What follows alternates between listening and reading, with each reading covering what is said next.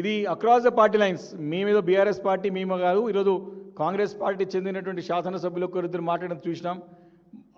Apart from Congress, BJP నాయకులు ఓపెన్గానే బాహటం కాక చాలా ఇంకా కింది స్థాయిలో మాత్రం అందరూ కూడా తనని అసహించుకున్నటువంటి పరిస్థితులు తెలంగాణ రాష్ట్రంలో ఏర్పడ్డది. కాబట్టి మేమే పెద్ద ముందు నుంచి కూడా మేము పెద్ద ఆమెని గమనికలకు తీసుకుంటలేము, పెద్ద ఆమెతో మాకు వచ్చేది లేదు పోయేది లేదు. కేవలం ఏదేదో ఆమె ఎందుకంటే ఘోరంగా ఆమెకి గతంలో బీఆర్ఎస్ పార్టీ కేసీఆర్ గారు అన్ని విధాల అవకాశాలు ఇచ్చారు, ఎంపీగా ఇచ్చినారు, నిలుపుకోలేకపోయినారు. ప్రజలకు విశ్వాసం చూరగొనడంలో షీ హస్ ఫెయిల్డ్.